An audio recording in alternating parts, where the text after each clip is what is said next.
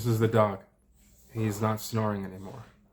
Um, so I'm doing a second video today just because I came across a post by Coach Red Pill, Gonzalo Lira, who I like, uh, where he shared something that had come out in December 2021. Basically, an article covering. Sorry, okay, I'm gonna focus here. An article that was covering a misinformation campaign, apparently run by the Royal Institute, a WEF allied Prince Charles run. At the time, he was Prince Charles. Prince Charles run, or headed organization. Oh my god! And the thing about this was that they were using, apparently, I can link it, but I won't. Just they were apparently using a trans activist kind of YouTuber called Abigail Thorne to push back against dissent, as I said. And in my opinion, this is the one thing that they're trying to stop. They're trying to stop people from dissenting and from reaching a consensus of dissent, where you have people coming together and recognizing that, it's important that we're able to speak about the things that actually affect us and the small things. We're not talking about silly things like politics and who gets to be in charge.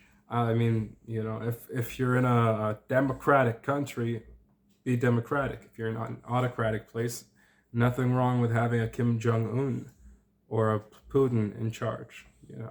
Some of these guys, at least, I mean, we don't need to go into that, but at least with these autocracies, you actually have an alignment of outcomes, and they don't need to lie to you. You understand? You got 535 people lying to you in a certain country. 300, I don't know how many people in Canada. But that's the thing. Elected officials are, by definition, liars. Autocrats, at the very least, dictators, they can be a little bit more honest, which is, appreciated. All right, so back to where we were going. What this is about, y'all know there's the dead internet theory, which is mostly true. The internet is full of bots, and when it's not bots, they are people who are still bot, right? We're talking Astroturfed. If you're on YouTube, not forget YouTube, you are on YouTube. If you're on Twitter, you might know Brooklyn Dad Defiant, who is just a clown, a fake, paid operative, a bot in the flesh. Right around the election time, or I don't remember what, this loser woman came out of nowhere called Politics Girl. I am Politics Girl. Nobody cares. I mean, she's about as popular as I am when it comes down to it. But she was AstroTurf being pushed very hard. Vosh was the exact same. Vosh was AstroTurfed back in, I think, 2019. I'm on YouTube. I try to Google Bernie, Bernie Sanders commentary. The only thing that popped up was this guy, this horse-loving pederast. Okay, so you tell me he ain't being pushed. They're all being astroturfed, and that's why I say this dead internet theory is real, and you can see it especially strong when it comes to establishment, shills and establishment narratives. Now, this theory, according to the Atlantic or whatever article, says that the internet died around 2016, right? When maybe the Donald Reddit subreddit, oh, there he is. My God, majestic. Blue, say hi. He doesn't talk. So 2016, so the whole time that this dead internet theory thing would have happened, the establishment would have been pushing back against Trump, right? Because he's just a what do you call it?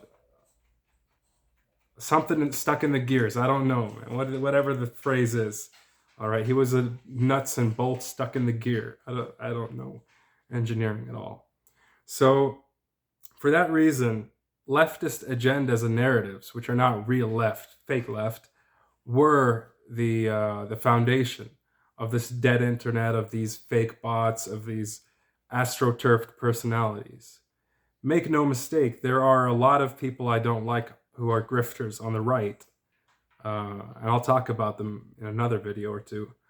But I hate, I hate leftists. I mean, I am a libertarian by inclination, which means I'm quite left-ish in some ways.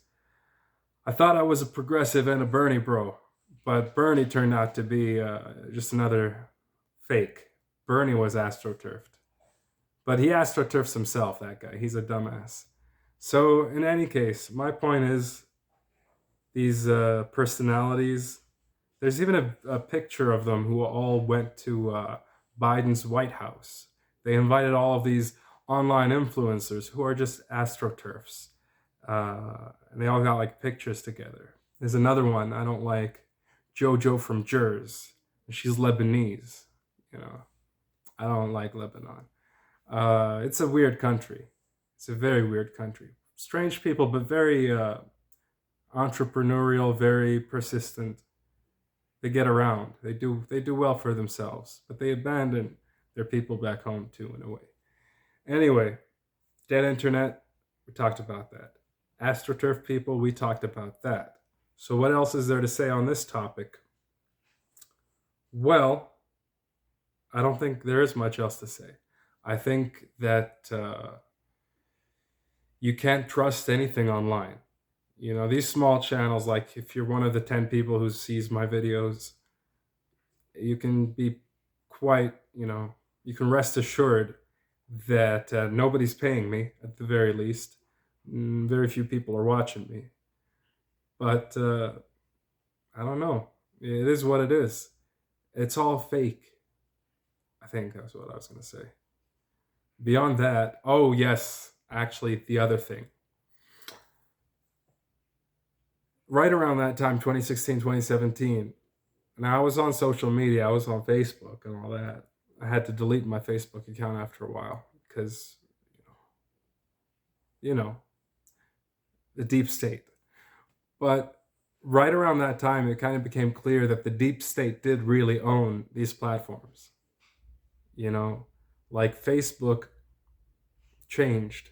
It's still changing now, but right now I'm seeing a whole lot of like the African population is spiking. But maybe that's just because what I'm seeing, the suggested posts. But as Africa's infrastructure gets better, you have like 1 billion people who are getting online. And I don't know, it's very interesting in that regard. But Facebook, as it is, and all of social media, was co-opted, in effect, right around that time. And it just became it became very heavily regulated in a way. Maybe not regulated, maybe that's the wrong word. But it was clear everything came under surveillance. Automated surveillance, filters. I shared a photo of the wood. There was I don't need to tell you about the wood. The lumber prices went up right during COVID, and somebody like put the amount of lumber you could buy with Trump and the amount of lumber you could get under Joe Biden, and the difference was like, you could get 3 times the amount of wood under Trump. And then Facebook was like, this needs more context, this post, and they stuck a sticker on it that was like, this is not real. I mean, come on now. If you have to start, policing posts about lumber, it's the whole thing. They don't want dissenters. They don't want people to have opinions. They want to be able to police people en masse. They want to be able to like botify you. They want to turn you and me into bots so that we don't have opinions anymore. So I don't know. I think they've succeeded for the most part. I think it's too sad. But Web 3.0 is coming. And I don't mean like the crypto kind where they're going to sell you JPEGs of rocks for thousands and millions of dollars. But these idiots with the whole Musk takeover, they tried to suddenly go on to Mastodon when it was totally okay that Twitter was censoring people back in the old days when it was a three-letter agency running it, right? Maybe multiple three-letter agencies, as the Twitter files show. But ooh, Trump came in and suddenly everybody's jumping to Mastodon. I think these people are despicable. If you don't have principles, if you're not going to stand up for what's right the first time around, but you do it because your side's your side. Hey, there is no side. Either you sell out, you cede your power by joining some clique or some group or some confederation of dunces, or you become this independent, nobody knows you, and at the very least you have your integrity. Nobody is paying me for my integrity, unfortunately. I guess that's a good thing, maybe. Anyway, the internet is fake. Everybody on it is a bot, and the ones who are not robots are bought and sold, bought and paid for. Good luck.